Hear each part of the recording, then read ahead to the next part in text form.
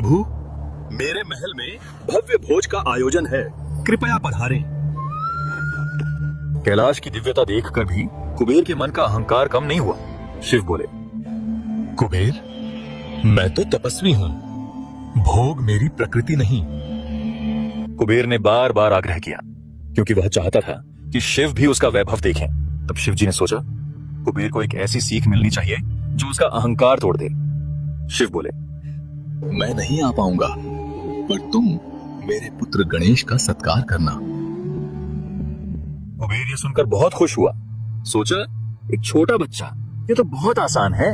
कुबेर अलकापुरी लौटे और गणेश जी के स्वागत की भव्य तैयारियां शुरू कर दी। अलकापुरी एक उत्सव की तरह चमक रही थी, मानो सूर्य धरती पर उतर आया हो। अब कुबेर को इंतजार था बाल गणेश के आगमन का। और तभी गणेश जी अलकापुरी पहुंचे अपनी मासूम मुस्कान के साथ। प्रभु, आपका स्वागत है। कुबेर ने उन्हें सोने की थालों से भरा भोजनालय दिखाया। बाल गणेश, आपकी सेवा में सब उपस्थित हैं। गणेश जी ने कहा, मुझे बहुत भूख लगी है, जल्दी भोजन कराओ। जैसे ही भोजन शुरू हुआ, वे एक एक थाल मिनटों में खत्म करने लगे।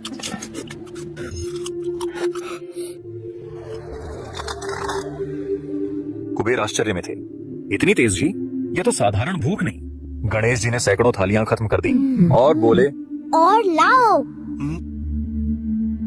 कुबेर ने रसोई को आदेश दिया, सब परोस दो। पर गणेश जी की भूख थमने का नाम ही नहीं ले रही थी। अब रसोई खाली हो चुकी थी और गणेश जी बोले, पर मेरा पेट नहीं भरा, मुझे अभी भी भूख लगी है। गणेश जी भोजनालय छोड़कर रसोई में घुस गए। जो मिला सब खा लिया। उन्होंने दाल, चावल, अनाज सब कुछ खत्म कर दिया और अब उन्होंने महल की चीजें खाना शुरू कर दी। मेज, कुर्सियां, सोने के बर्तन। कुबेर जी अब भय से कांपने लगे। तभी मुझे और दो, नहीं तो तुम्हारा महल भी खा जाऊंगा। अलकापुरी में हड़कंप मच गया, हर ओर अराजकता। कुबेर को अपनी गलती का एहसास होने लगा। वह सोचने लगे, मेरे अहंकार ने यह विपत्ति लाई है। तभी गणेश जी कुबेर जी के पास आकर बोले, अगर भोजन नहीं मिला तो मैं तुम्हें भी खा जाऊंगा। कुबेर भय से चिल्लाए, प्रभु, दया करें। कुबेर को अब एक ही रास्ता दिख रहा था। वे भागते हुए शिव पार्वती की शरण में पहुंचे। प्रभु, मैंने अहंकार किया, मुझे क्षमा करें। कुबेर, धन से नहीं, भाव से ईश्वर प्रसन्न होते हैं। धन के देवता कुबेर को अपने अहंकार पर पछतावा हो रहा था और रोते रोते पूरी घटना बताई। उन्होंने गणेश जी का कैसे स्वागत किया, उन्हें खाना परोसा और कैसे उनकी भूख कभी खत्म नहीं हुई और कैसे गणेश जी ने महल में रखी हर चीज को खाना शुरू कर दिया, बर्तनों से लेकर खुशियों तक। यह सब सुनकर शिवजी बोले, एक बात याद रखना कुबेर, धन से ज्यादा अभिमान सबसे बड़ा शत्रु है। अब आप ही कुछ कीजिए प्रभु, ना मेरा सब कुछ समाप्त हो जाएगा। माता पार्वती, उन्होंने एक मुट्ठी भुना चावल दिया। पार्वती बोली, इसे प्रेम से अर्पित करना, इसी से उनकी भूख शांत होगी। कुबेर चकित थे, इतना साधारण प्रसाद।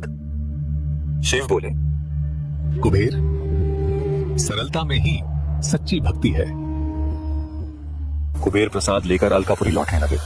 उनके मन से अब अहंकार बिल्कुल मिट चुका था, सिर्फ भय और पश्चाताप था। कुबेर अलकापुरी पहुंचे तो वहां अराजकता का माहौल था।